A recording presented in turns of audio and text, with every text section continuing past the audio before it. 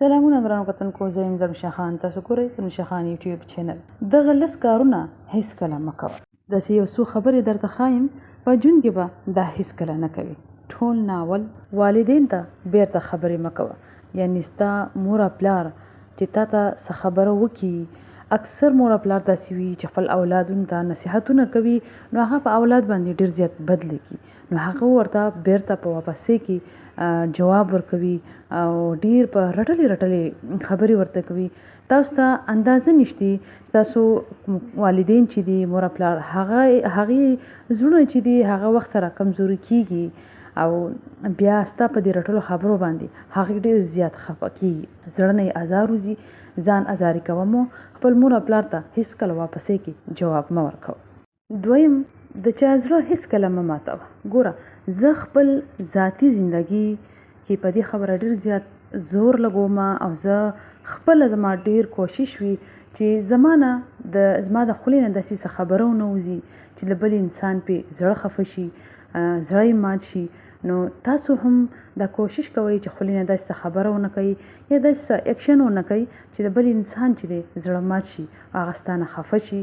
یو یاد ولرئ چې کله یو پیری یو د انسان زړه مات شي، نو هغه بیا واپس رغېدو کې یا خو ډیر ټایم لګي او کله کله داسې وي چې هیڅ کله بیا نه روغېږي. دریم، هیڅ کله غرور مه کوه. که تاسو خیال کړی وي کله هم چې یو انسان ډیر زیات غرور کوي، نو دا نور دغه آس پاس خلک چې وي هغه ته هغه انسان ډیر بد ښکاري. هغه بېشک هغه غرور والا انسان وایي چې ځان ډیر لوی ګڼم، په دې ډیر ښه ښکارم، خو حالانکه داسې بالکل نه ده، بیخي الټه ده. غرور والا انسان نور خلکو ته ډیر بد ښکاري او اسیم غرور کوونکی انسان الله پاک هم نه خوښوي. نو کوشش وکړئ چې غرور نه ځان ډیر لرې وساتئ. د چا حق هیڅ کله مه خوره. کله چې یو انسان د بل انسان حق چې دی هغه وخوري، هغه به داسې ګڼي چې ما د دې انسان حق واغستو. هغه کور په شکل کې وي، جایداد په شکل کې وي، ځمکې په شکل کې وي، یا نور هم ډیر حقونه وي. نو که دنیا کې اول خو دنیا کې هم سزا ملاویږي، انسان ډیر بې سکونه وي، خو که بیا هم هغه داسې ګڼي چې په دې دنیا کې ډیر خوشاله یم، خو یاد ولرئ د محشر پر ورځ باندې دغه حق چې د خوړلې وي د غلي توخ به جوړیږي، د سر به الله پاک حساب کتاب کوي. نو کوشش کوئ چې د یو انسان هم حق ونه خورئ. دنیا هر څه هیڅ کله مه ګڼه. په دې دنیا کې رنگ خلک دی، قسم خلک دی. اوس داسې وخت دی چې خلک یو انسان دی چې هغه سره ډیر مال دی، جایداد دی، گاډو کې ګرځي، دا انسانان ورته ډیر زیات کړيږي او دی غواړي چې دا هر څه ما سره شوي او د هغې دپاره لوبه کوي، جایز ناجایز ته نه ګوري، خو بس خپل خواهشونه چې دي هغه پوره کوي. دا شیزونه چې دي دا هر څه ګاډي بنګلا دا چې دي کنه، دا چې موږ انسانانو داسې ګڼلي دي چې دغه په دنیا کې بس موږ دا شی نه پکار دي، دا شی نه په دې دنیا کې زموږ ټول نه پاتې کیږي او د دنیا نه به موږ خالی لاس ځو. نو کوشش وکړئ چې خپل آخرت لپاره هم ډیر څه وکړئ. دروغ هیڅ کله مه وایه.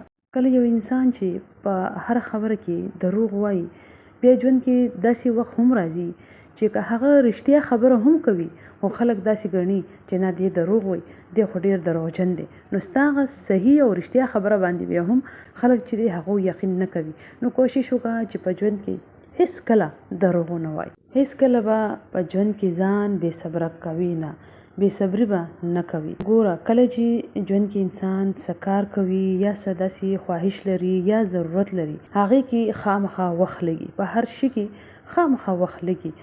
نو هغه وخت کې انسان ډیر بې صبره شي، بې سکونه شي او بعض وخت داسې شکایت به هم کوي چې الله زما دا سوال ولې نه قبلیږي یا دا کار ولې نه کیږي، خو داسې به نه کوي ځکه الله پاک هر کار چې دی په خپل وخت باندې کوي.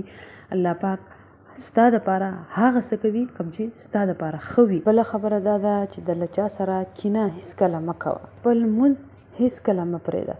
کله چې انسان د دنیا نه لاړ شي، نو ټول ناول په قبر کې دی د لمونځ تپوس کیږي. که ته ډیر بیزي، ډیر کارونه لري، هر څه کوي، خو خپل لمونځ چې دی هغه به هیڅ کله نه قضا کوي. خپل 5 وخته لمونځ کوه. ګرانو کتونکو، دا یو څو خبرې وي چې دا مې تاسو سره شریکول غوښتل. امید لرم چې ویډیو به ستاسو خوښه شوي. ژوند او د رشتو په حوالې سره تاسو څه قسم سوال کوئ نو کمنټ سیکشن کې زمانه تپوس کوئ، زه به تاسو ته بیرته جواب درکوم یوټیوب په ذریعه باندې. خپل ځان ډیر خیال ساتئ او ما په دعاګانو کې یاد ساتئ. الله په امان.